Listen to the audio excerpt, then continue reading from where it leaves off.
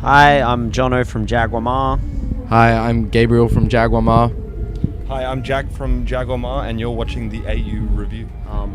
But the P. Diddy Busta Rhymes thing actually happened. Yeah, that did happen. That actually happened. That- Right that- in front of us. They were having a fight After backstage at Coachella. after Nas played, it was the weirdest thing like you've ever seen, and we just were literally waiting to get picked up to go back to our hotel, and we were kind of the only, because we stayed like right until the end of Nas's show and everything, and that show was probably the most incredible performance I've ever seen. Actually, I would put it up there.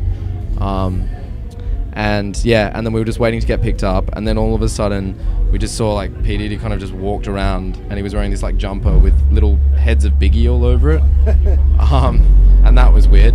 And then shortly after, Busta Rhymes like just turned up, and then there was somebody with a camera, and they just started G'ing each other up, and were like practically wrestling each other and like surrounded by people. Is that it? Yeah. It actually got pretty heated. Yeah. They're actually like wrestling around. Yeah. It's kind of three. It was pretty weird. Yeah, we were just Yeah. like, whoa, this is pretty heavy. Yeah. Close we are as well. And, Whoa! yeah, like right in there. Right. Is Up in there, Busta girl. not just doing his song Fire, Fire? Yeah. He was just screaming into. He's like someone's filming it. And Yeah. he's screaming into the camera. I'd love to see that footage. They were making like, you know, content for something, right. you know. How's his Biggie jumper? Yeah. His handle over it? So when you are backstage this year, there's been a lot of Aussies around. Well, yeah. Preachers and Totally. We crossed paths with a few Australian bands, and our sort of knee-jerk reaction is always to just kind of like go high-five them, like, you know, it's like, hey, you're Australian, we're Australian, we got so much in common, which we don't, but like it's nice to at least, you know, break the ice. But we like that happened as well when we were in Denmark, and Nick Cave played, and we were like, this is an opportunity, I guess. And you sort of think that like we'd all kind of played in bands before, and I always would have thought that we would have kind of crossed before that, but it's, you know, lo and behold, if you're going to meet Nick Cave, it's going to be in Denmark. So yeah, that happened, and that was pretty funny. That was pretty fun. it seems like Australian music's pretty well regarded around the world. Is that a fair assessment? At the moment, yeah. Yeah. Definitely. I'm worried though. Like, fuck, it could end up everyone's like, Just it could be like out. disco or something, where it's just like so popular, and then all of a sudden it's like, fuck Australian bands. So what's next for you guys? What are you working on at the moment? What's 2015 holding? Working on another album. Another record, yeah. Yeah.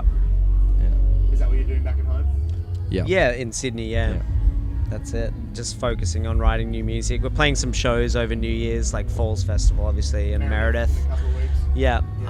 But yeah, aside from that, just kind of getting back into the studio.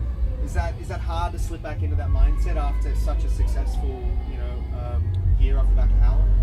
Not really. It's sort of like when you're on tour, all you're thinking about is getting back in the studio, and once you've been in the studio for a while, all you're thinking about is getting out and playing the songs. So Yeah. we're kind of very ready to just get back in, be in the one place for an extended period of time, and kind of just get back into outputting rather than inputting. And Jack's a part of the process this time. He is. He's got a brand new bass, brand new Hofner bass. I bought it myself Where'd you get it? on the eBay from Glasgow, apparently. Yeah. I don't know what to say, but I think it's gonna be cool. I think a lot of the times that hang on, let me actually think of something to say. All right, I got something. So obviously we've been touring a lot, and we've been playing, Howlin', and a lot of like starting another record is actually, it starts with a conversation, and I think we've kind of had all of the conversations, and we've started making and working. But I think, to answer your question before about like, has touring around the world as a band, affected, I suppose it has, but probably in a really good way, I'd like to think, because at the end of the day, it's just a bunch of new experiences and things like that, and meeting cool people and getting to sort of, I don't know, put your finger on the pulse, I suppose, which is sometimes cool.